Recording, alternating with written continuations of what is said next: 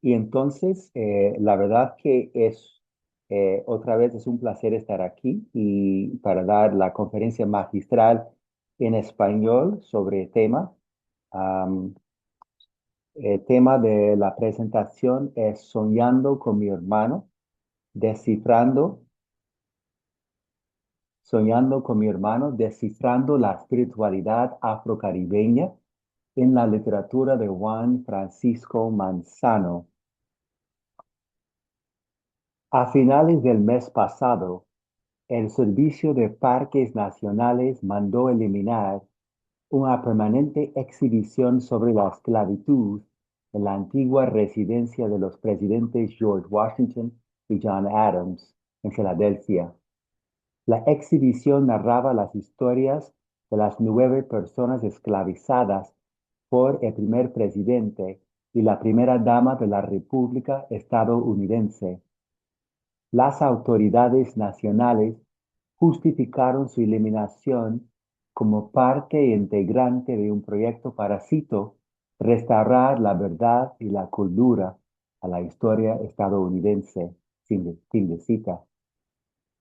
Pero a esas alturas sería absurdo interpretar la eliminación de esa exhibición con respecto a la esclavitud afroestadounidense como un incidente insólito.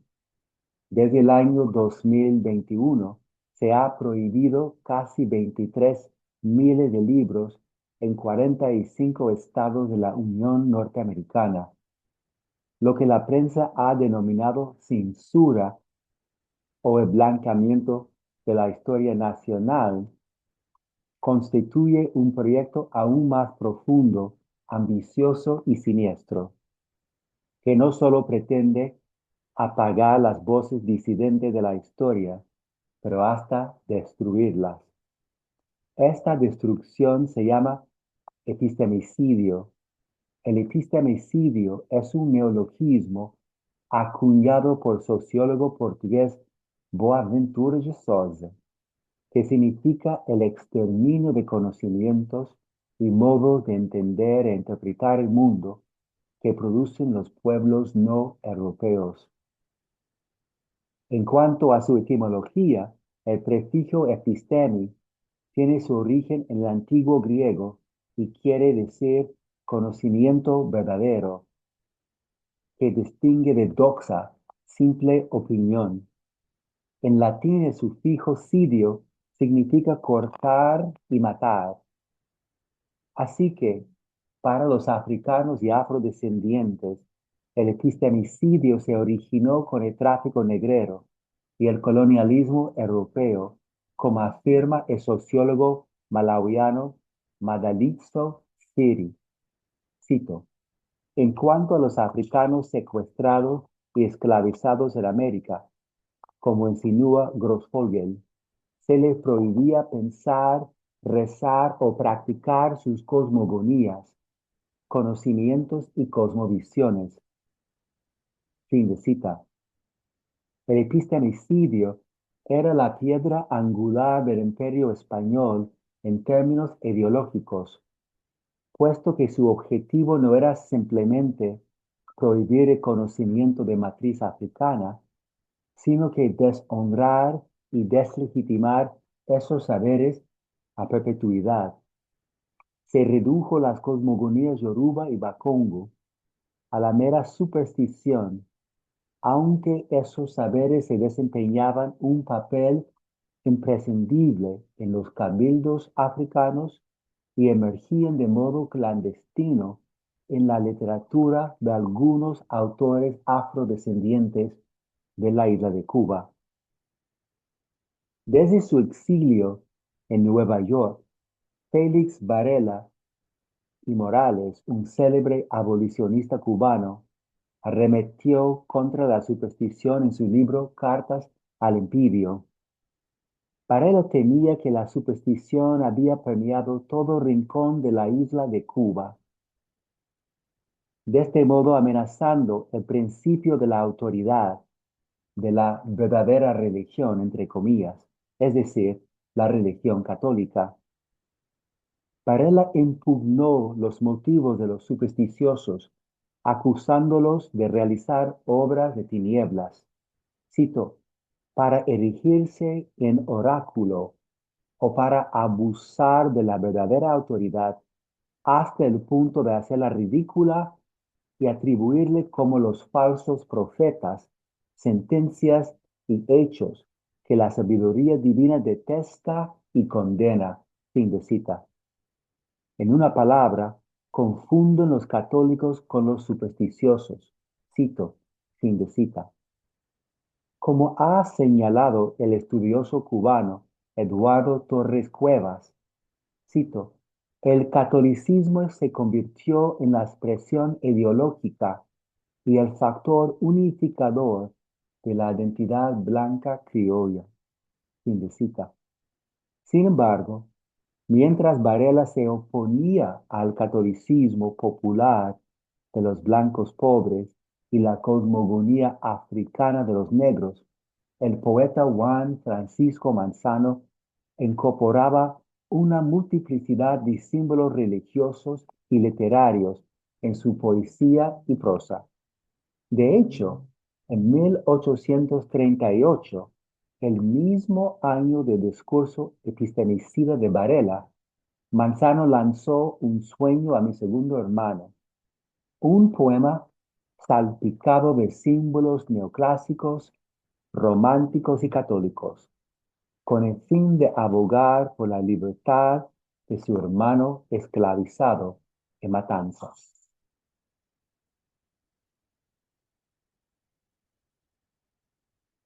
Juan Francisco Manzano nació en Matanzas en 1797, criado en una plantación azucarera en Matanzas, e hizo vida social en el catolicismo español, así como en la cultura religiosa de matriz africana. Manzano huyó de la plantación matancera, yendo a La Habana alrededor de 1817, poniendo fin al abuso psicosexual de su dueña. En La Habana, Manzano aprendió por sí solo a leer y escribir. A la vez logró convertirse en el primer cubano de publicar un poemario en 1821 y en 1830. A lo largo de una carrera literaria que se extendió por más de 2 décadas, Manzano produjo 71 poemas, inclusive algunos de tema antiesclavista, como A la esclava ausente, Mis 30 años, de 1831, A la visión de poeta compuesta en un ingenio de fabricar azúcar, que quedó inédito, y Un sueño a mi segundo hermano, que publicó en 1838. Un sueño a mi segundo hermano es el tema de la conferencia magistral. En 1834, a instancias de su benefactor Domingo del Monte, Manzano se puso a redactar su autobiografía, la única historia autobiográfica conocida de la esclavitud en la América hispana. Del Monte le encargó escribir la autobiografía a cambio de su libertad. Cuando Manzano concluyó su redacción hacia 1836, ya había sentado las bases de la narrativa cubana, como indica William Lewis, cuyas primeras novelas, como Francisco de Anselmo Suárez y Romero y Petrona de Rosalía de Félix Tanco Bosmeniel, incorporaron la esclavitud como tema principal. Aun cuando Juan Francisco Manzano estaba negociando su propia libertad en 1835, escribió sin perder tiempo a Domingo del Monte, un humanista prominente, para intentar sacar a su hermano de la servidumbre en la misma plantación donde había sufrido por años. Su madre le había encargado velar por sus hijos unos 20 años antes. Ella se lo explicaba con perspicacia. Cito de la madre de Juan Francisco Manzano, María del Pilar. Juan, Juan, aquí llevo el dinero de tu libertad. Ya tú ves que tu padre se ha muerto y tú vas a ser ahora el padre de tus hermanos. Ya no te volverán a castigar más. Fin de cita. Tras la muerte de su esposo, María del Pilar le confió a su hijo mayor ser el padre de sus hermanos. Pero Juan Francisco tenía que emanciparse primero. Casi 20 años después, Manzano buscaba ser consecuente con la confianza de su madre.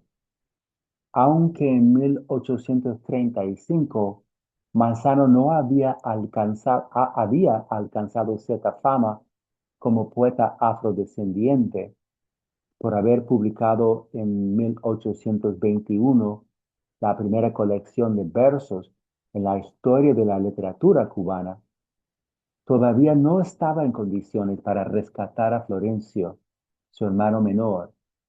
Es más, si Manzano quisiera rescatar a su hermano, tenía que cumplir con otro pacto primero. Las cartas que escribió Manzano a Domingo del Monte, humanista cubano prominente, hombre de ascendencia europea y dueño de cautivos africanos. Esas cartas, fechadas a partir de 1834, revelan que ambos habían sellado un pacto entrañable. Los reformistas blancos comprarían la libertad del poeta si escribiera un relato íntimo de su vida como esclavizado. Pero mi análisis de una postdata de 16 de octubre de 1835 que Manzano anexó a su última carta a Del Monte, revela que Manzano imploraba a su patrocinador para ayudar a su hermano que permanecía en la plantación. Es preciso citar ese anexo para ilustrar el sentido de urgencia de Manzano. Voy a citar una parte eh, del anexo.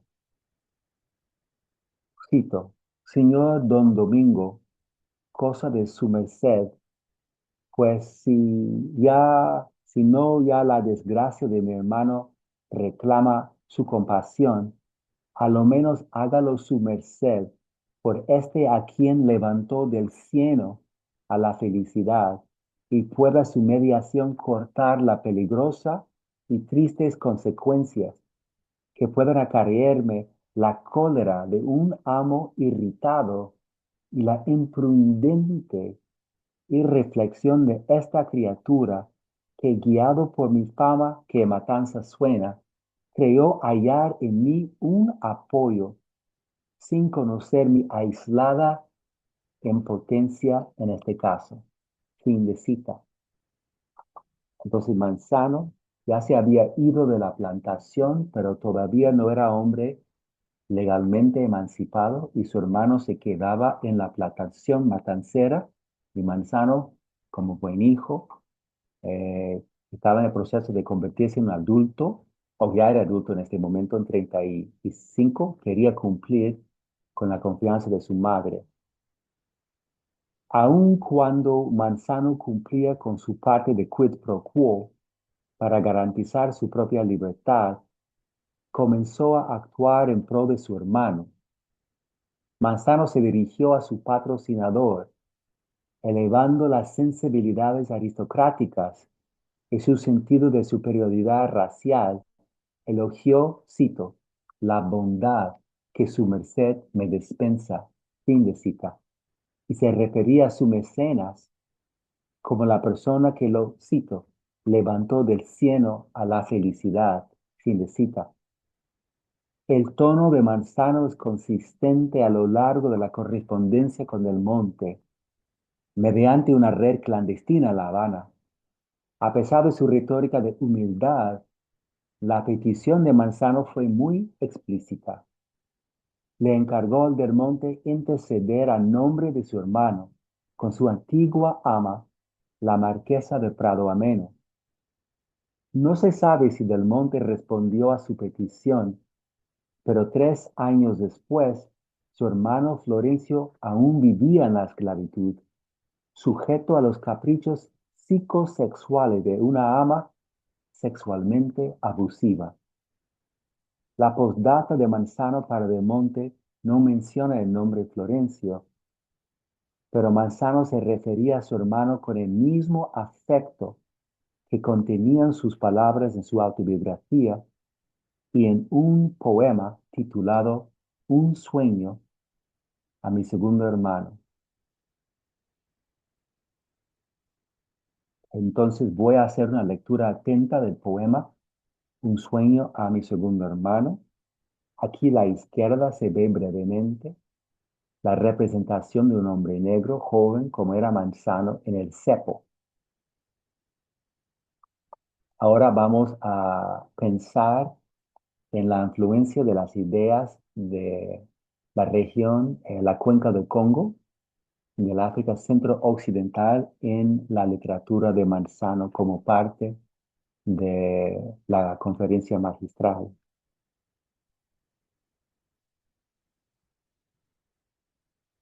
Creo que, creo que eso, ok, eso es lo que yo buscaba. Muy bien. No se puede recalcar lo suficiente la singularidad en el archivo africano-cubano del poema Un sueño a mi segundo hermano. Manzano publicó el poema más importante de su carrera, Un sueño a mi segundo hermano, en el álbum en 1838, casi 2 años después de que la tertulia literaria de Domingo del Monte comprara su manumisión. A diferencia de la postdata, carente de nombres específicos, Manzano le dedicó un sueño a Florencio, su hermano menor, que permanecía en la plantación azucarera de Matanzas 21 años después de que el poeta huyera a La Habana.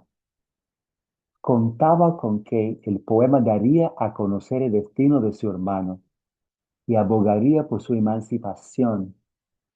Manzano ubicó al poema en los intersticios culturales de la Cuba colonial, apropiándose brillantemente de una gran variedad de tropos románticos para reimaginar la libertad a través de un prisma inconfundiblemente africano-cubano. Manzano aludía a la espiritualidad de matriz africana mediante el sueño y evocó la memoria ancestral en momentos de crisis política. Podemos ver también aquí el nombre Florencio en el primer verso de la primera estrofa. Asimismo, analizo un sueño a mi segundo hermano como ejemplo de este texto que está en los intersticios culturales. Planteo que un sueño es una visión de amor fraterno afrodescendiente articulado a través del lenguaje sagrado de la cosmogonía Bakongo.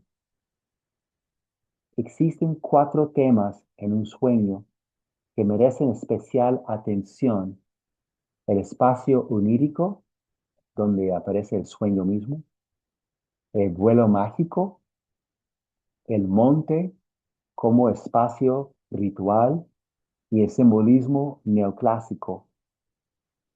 Y el monte en el español cubano tiene varios significados. Puede ser una montaña, pero también es el bosque, y es un bosque muy denso, que tiene muchas hierbas y tiene importancia sagrada. En esta conferencia yo analizaré el sueño y el monte como espacio ritual.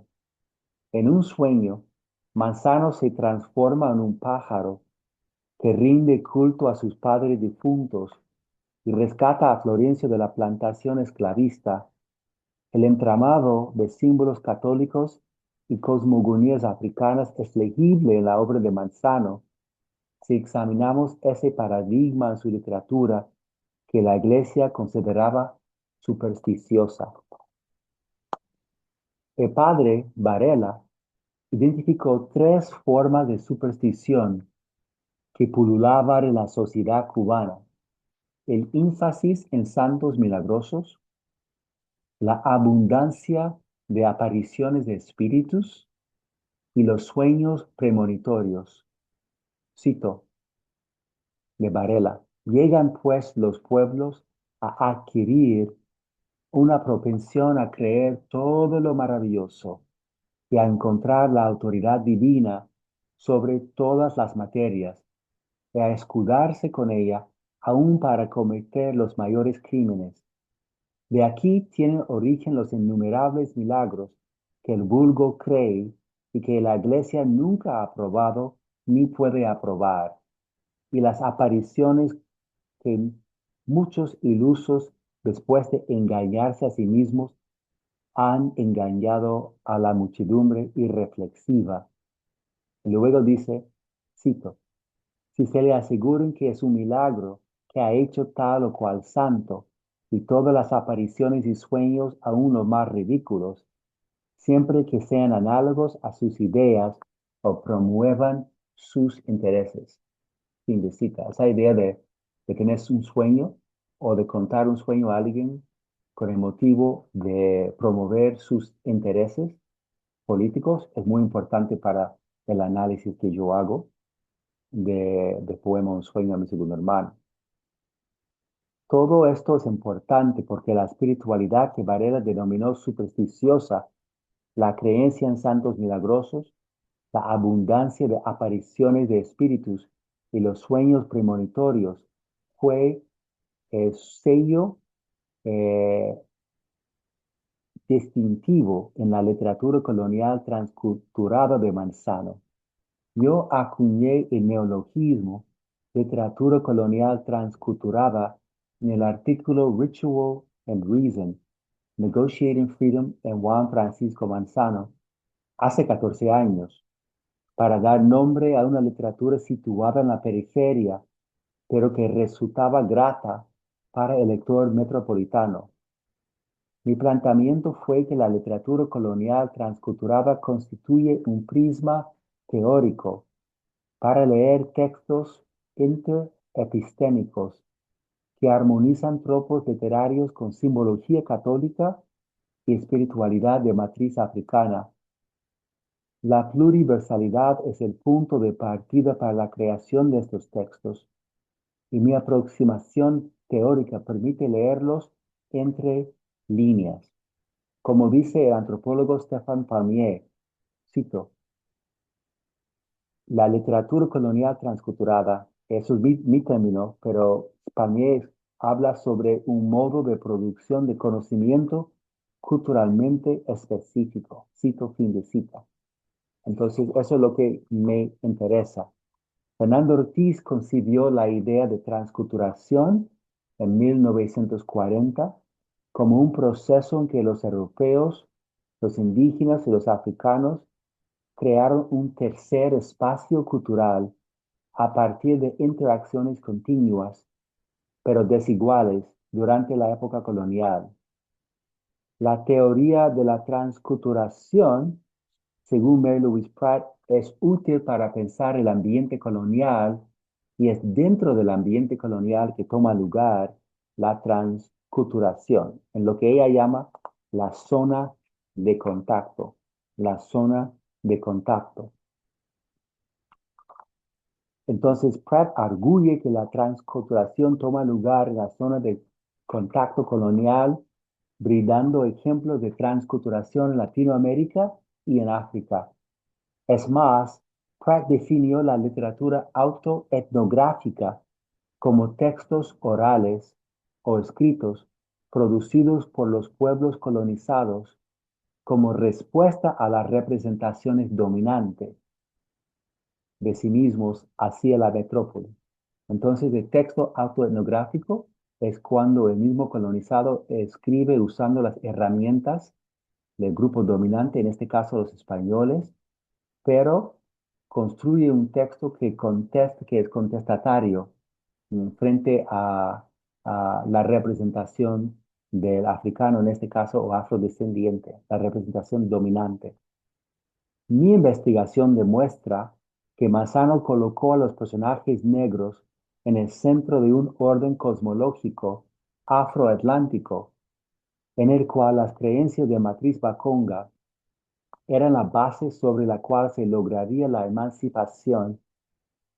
La literatura colonial transculturada de Manzano no era solo un replanteamiento del discurso católico o del discurso literario español, sino más bien un empeño pluriversal para producir un discurso capaz de rehacer los lazos con el pasado ancestral y de este modo lograr la liberación afrodescendiente.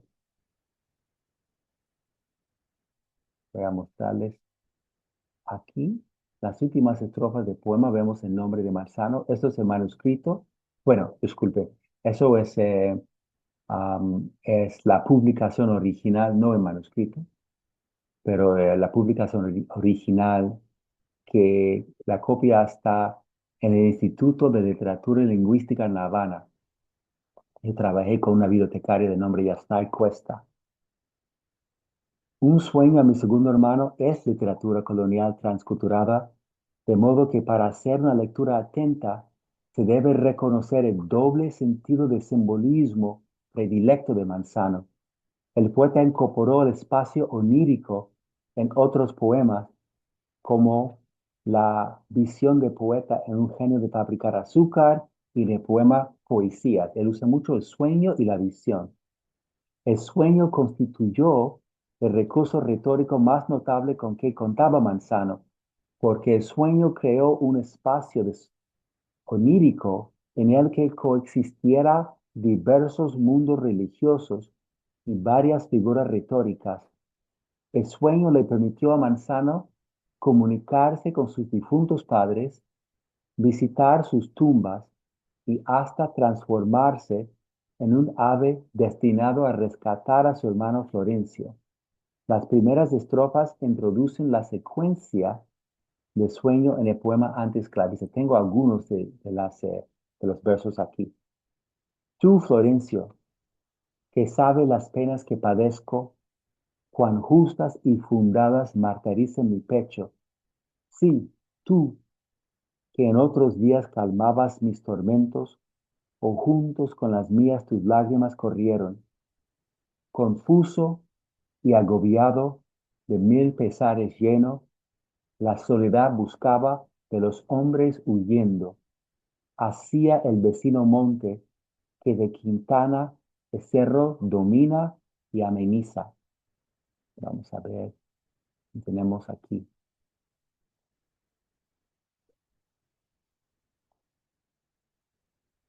Los lugares eternos, apróxime a un bosque, albergue donde suelo, conmigo querellando, lamentarme en secreto.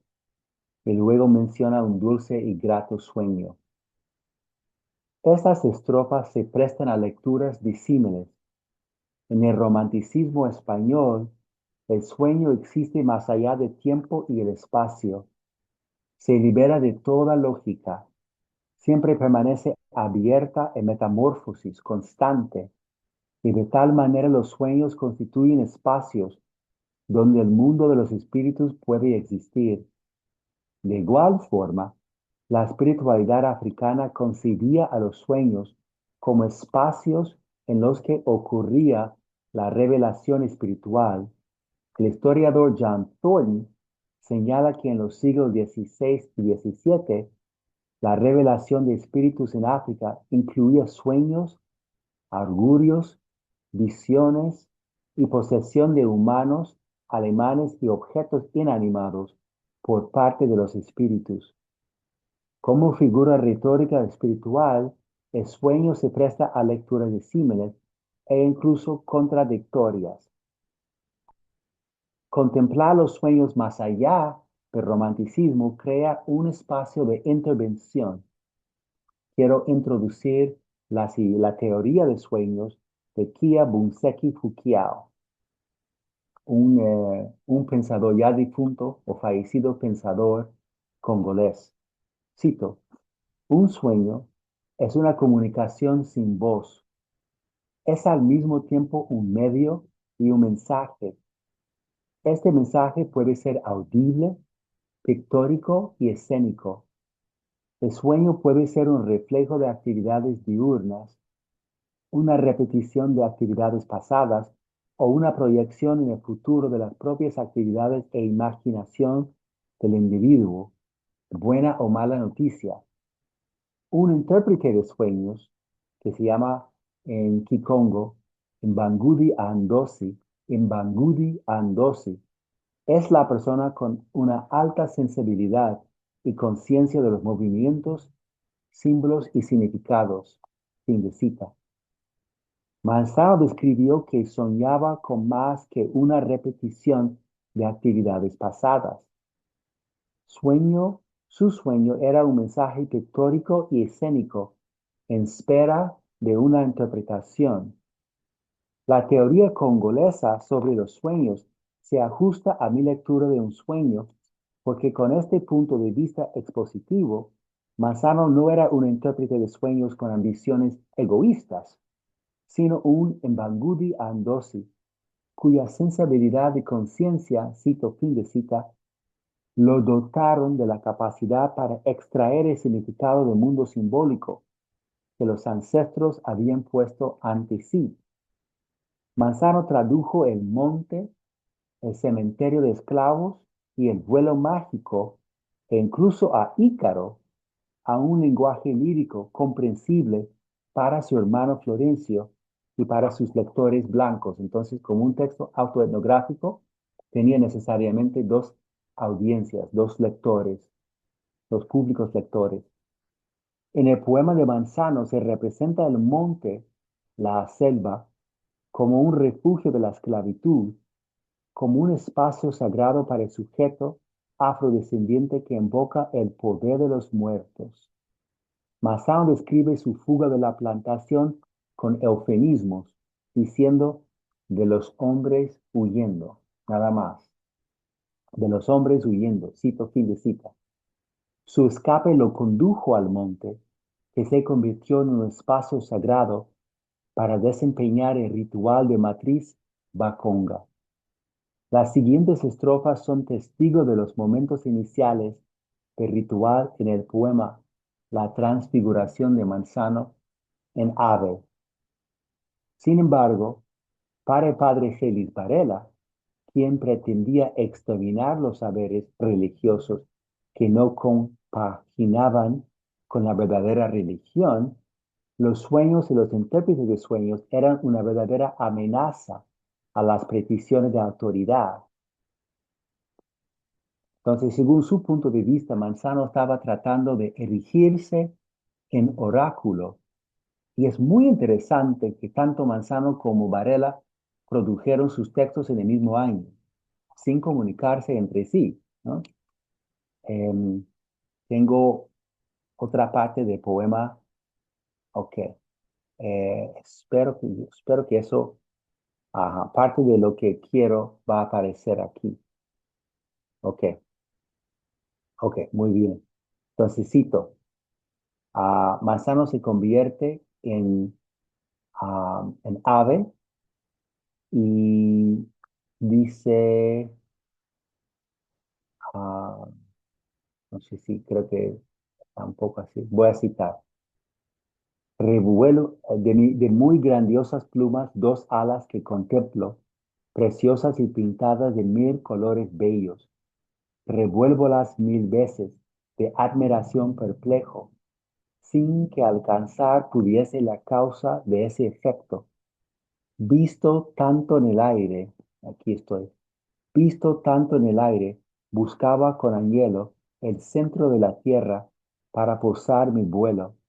Recojo los plumajes, inclino un poco el pecho y en círculos rodando, torno a bajar de nuevo, torno a bajar de nuevo. Desciendo continuo de matanzas al seno, te doy la vista fijo a aquel lugar tremendo, donde yertos reposan los miserables restos de aquellos nuestros padres que el primer ser nos dieron. Entonces hay dos cosas aquí que se debe resaltar. El hecho de que, o tres cosas, Manzano se ha convertido en ave, lo que se encuentra en las tradiciones afrodiaspóricas, el ave como símbolo de la libertad y el vuelo como símbolo de la libertad. Tenemos también el cementerio de los esclavizados, los restos de sus padres, y vemos el hecho también de que él intentó posar en el centro de la tierra. La metamorfosis de Manzano en un pájaro confiere al yo poético la capacidad de trascender limitaciones temporales y espaciales.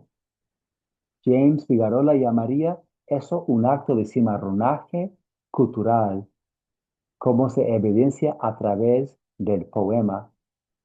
Los informantes Pelí de Cabrera describían el monte como el paradigma de lo sagrado, un espacio físico equivalente a un templo cristiano. Debido a su importancia para mi lectura, he citado íntegramente a sus informantes.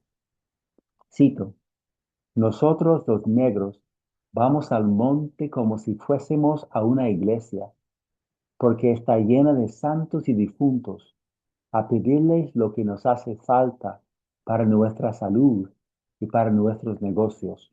Ahora bien, si en casa ajena se debe ser respetuoso, en la casa de los santos no se será más respetuoso. Fin de cita. Entonces Manzano fue a ese mismo lugar donde los viejos africanos iban para sacar sus hierbas, hacer sus rituales y también rendir culto a sus antepasados y también a los espíritus divinos. En el poema Manzano se transformó en pájaro, se propuso aterrizar en el centro de la tierra. Los movimientos corporales de Manzano merecen un análisis porque los sacerdotes en la tradición congolesa cubana, Palomonte, explican que la nganga se asienta en el centro del cosmograma como una fuente de fuerza y estabilidad. Entonces es el centro de la tierra que es sagrado y que es también un símbolo de equilibrio para el africano en la tradición del Congo. Aquí tenemos creo que aquí tenemos el mapa para mostrar el reino de Congo. Se encontraba en el norte de Angola. Muy bien. Esta representación de sus padres es consistente con la noción baconga de los difuntos como los infumbis en el español cubano, que habitan en el reino de los muertos llamado Mpemba en lengua kikongo. La presencia de la muerte en el poema Un sueño se aparta del dogma del catecismo esclavista de 1796 y se opone a los sermones de Fray Luis de Granada sobre el cielo y el infierno. En la América colonial hispana se define la necromancia como brujería, por lo que sacerdotes como Félix Varela condenarían a Manzano como, cito, un enemigo de la autoridad divina, fin de cita. No tenemos evidencia de que Varela conocía la obra de Manzano, pero su manera de clasificar las tradiciones comunes en Cuba, las tradiciones de catolicismo popular de los blancos y de las cosmogonías africanas de personas como Manzano, muestran que Manzano habría sido condenado por él. ¿Ok? Entonces, quiero terminar. Manzano habla a su hermano de la necesidad de huir de la plantación diciendo, cito, huyamos, pues, le dije, de este recinto horrendo, más terrible a mi vista que la de Orco mesmo. Huyamos, caro hermano, partamos por el viento, por siempre abandonemos nuestro enemigo suelo. Fin de cita. Entonces Manzano identificaba Cuba como el enemigo suelo del africano y describe a su hermano como robusto etíope, etíope siendo una palabra antigua usada mucho en el siglo XIX para los negros que se veían como amenaza a la supremacía blanca. Am, Manzano abraza a su hermano, le da un beso y lo tiene en los brazos y tiene el plan de irse de allí. El abrazo de Manzano y el beso de Florencio son altamente significativos. Hortense Spiller señala que, cito, el tacto es probablemente el único complejo sensorial que mejor define la diferencia entre el esclavizado y el liberto. Y el tacto es quizás la primera medida de lo que significa dejar de estar encadenado. Fin de cita. Para concluir, un sueño a mi segundo hermano nos permite analizar las realidades políticas de la sociedad esclavista que frustraron los sueños de emancipación y reunificación familiar. Massaro dice al final del poema, yo creo que lo tengo aquí,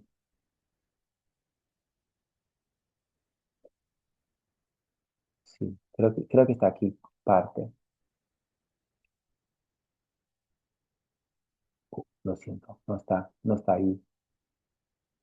Pero Manzano dice al final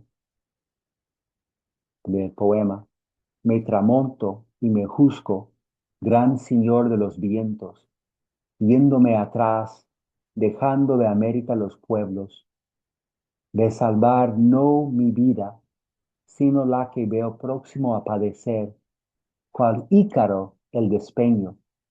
Entonces, oh Dios mío, retronando y rugiendo de su terrible diestra, con ímpetu violento, me sorprendo, me sorprende y despierto, buscando entre mis brazos lo que llevó el sueño. La visión de Manzano se convirtió en un sueño diferido, un sueño aplazado, un sueño perdido. Su descenso bien pensado devino en caos cuando el rumbo de la política cambió repentinamente y al igual que Ícaro cayó del cielo. Así describió Manzano el abrupto cambio, de tan claro y hermoso, de tan manso y sereno, tornarse en noche oscura. Cito, fin de cita.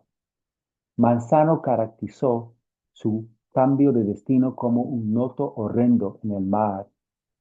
La oscuridad es una metáfora activa para describir la visión emancipatoria que ha dividido en una pesadilla.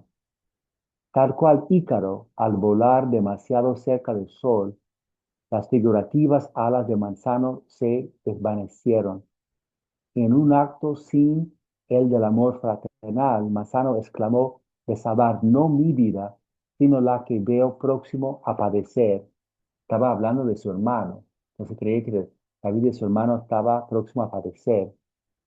Para concluir, se debe notar que en la última estrofa reaparece una divinidad, pero diferente del alto ser supremo, cuyas maravillosas obras Manzano respetaba.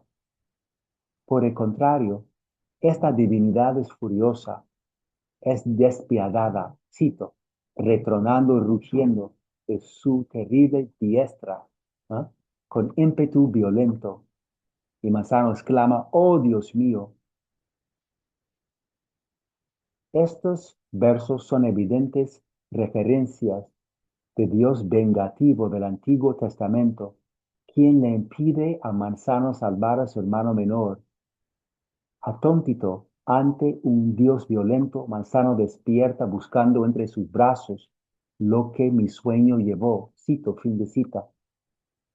Como he sugerido, si leímos el poema como un testimonio autorreferencial, podemos concluir que 3 años después de la última carta de Manzano a Del Monte, la situación de Florencio continúa irresuelta. Los truenos y rayos de la terrible diestra de Dios cristiano interrumpen el apacible sueño de Manzano, y como si fuera un ícaro caído, el despertar desparece toda esperanza de redimir a Florencio. El Dios católico no aparece en el texto como una figura redentora, es más bien el patriarca de una sociedad profundamente arraigada en la explotación de los fuertes cuerpos etíopes, como el cuerpo de Florencio. El poema es en realidad una alegoría en la que se manifiestan una serie de acontecimientos relacionados con Florencio, sobre los cuales Manzano no puede escribir sin acutarlos primero. La violenta sociedad esclavista impidió a Manzano actuar en favor de la liberación de su hermano perdido. El descanso de Manzano en el caos es una profunda expresión de pérdida, no la pérdida de su vida o de su estatus social, sino la pérdida irreparable de Florencio, su hermano menor. El esclavo fugitivo convertido en escritor famoso fue capaz de rescatar a su hermano con su lenguaje figurado, pero en realidad no pudo salvarlo. Fue este poema la manera que encontró Manzano para explicar su incapacidad de lanzar una campaña de recaudación de fondos con el interés de emancipar a su hermano. Lo más probable es que sea cierto, pero ya que el poema tenía que hablar a los o pasar por los censores, ya que el poema tenía que pasar por los censores, Manzano no podía expresar esto. La suerte del hermano de Manzano sigue siendo un misterio, porque después de 1838, el nombre de Florencio desapareció de los registros históricos. Gracias. Gracias. Muchas gracias por una buena presentación. Quiero abrir, ¿no?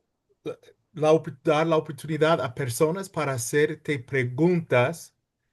Si Ok, tienen preguntas, pueden levantarse la mano. Yo ok, tengo una pregunta que ok. quiero hacerte y es, yo sé que su primer poema fue Mis 30 años, que él escribió y recibió mucho apoyo del Círculo de Monte. Ujú, Después, cuando él publicó ese poema dedicado a su hermano, también estaba recibiendo mucho apoyo del Círculo de Monte mm, y él fue parte del círculo o siempre era como marginalizado por ser negro. ujú. Ok, yo puedo empezar. Ok, muy bien. Muchas gracias otra vez, profesor Edison, por la invitación. Ah, bueno, nosotros realmente no tenemos a nuestro alcance el primer poema de Manzano. ¿Por qué? Y digo los poemas escritos, ¿no? Los poemas que fueron publicados, porque nosotros sabemos que él improvisaba mucho también, pero eso eran el cuadero de décimas que tenía en la cabeza. Los primeros poemas publicados salieron en 1821, eh, creo que poesías líricas, entonces no tenemos a nuestro alcance esos poemas. Pero 30 años fue poema tal vez más consecuente, porque dicen algunos estudiosos que ese poema fue motivo de grupos de Montino de formar un pacto con Manzano, que si escribiera de comprar la libertad a cambio de la autobiografía. Entonces, debemos recordar también que el grupo de Montino, me gusta la pregunta, porque la pregunta tiene un aspecto literario, de la historia literaria, y tiene también otro aspecto político. El grupo de Montino era ese grupo de la élite educada formalmente por Félix Varela. Y entonces eran muy católicos en el sentido cultural de la palabra, am, como decía Eduardo Torres. Lo que quería Del Monte era ponerle fin al tráfico negrero, al tráfico de esclavizados, de cautivos africanos, por miedo de que Cuba se convirtiera en Haití. porque Haití ya la revolución haitiana ya había resultado en el primer estado negro. Teníamos estados africanos, pero eso fue el primer estado negro políticamente hablando. Y Haití, en su segunda constitución, prohibió am, la posesión de terrenos de propiedad por personas blancas. Entonces, quería evitar por completo que Cuba se volviera Haití. Manzano no fue parte realmente del grupo de Montino en el sentido de Anselmo Suárez Romero o Bosmeniel. Ah, y sabemos eso en parte porque si se lee las 7 cartas que se conservan, que Manzano escribió al grupo de Montino, se da cuenta de que Manzano está tratando de ponerse en cuenta con Del Monte. Está preguntando, pues, hombre, ¿dónde estás? Y que realmente no puede ubicarlo muy bien porque Del Monte tiene otros intereses. Además, aunque no tenemos ninguna respuesta de Del Monte, parece que sus cartas desaparecieron por motivos políticos. Pero sí tenemos otros escritos de Del Monte. Él fue prolífico y él escribió a sus verdaderos aliados que temía que Cuba se volviera una república etiópica. Él usó también esta palabra, etiópica.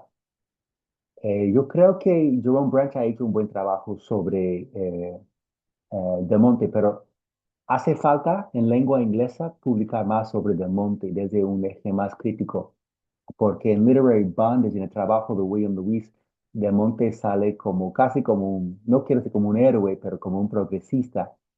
Era el progresista de su época, era el liberal de su época, pero como suele ser con esos movimientos, quería mantener el poder blanco sobre todo.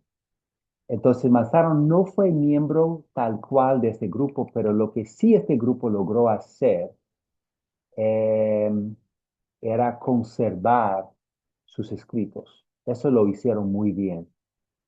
Tanto la autobiografía o los apuntes autobiográficos que se conservan en la Biblioteca José Martí en La Habana. Y ahora existe también una copia digital, no solo la copia que transcribió William Lewis, pero el mismo documento autógrafo. No tiene su autógrafo, pero ese documento también existe, se puede encontrar en línea. Entonces, entonces eso es mi respuesta un poco larga, pero espero que haya contestado tu pregunta. Muchas gracias. Um, yo creo que ya es la hora. Um, gracias, Dr. Petway, por venir y presentar en nuestro congreso. Y ahora tenemos una documentación en términos de algo grabado. Sí. Espero que puede aprovechar de Mardi Gras allá. Estás confesando todo lo que está pasando aquí es cierto, que es la época de Mardi Gras, sí, de los carnavales. El martes de carnaval, como dice Luis Miguel. Bueno, y que el público, que ustedes tengan un buen día. Oye, muchas gracias, muchas gracias. Sí. Adiós, Adiós. chao.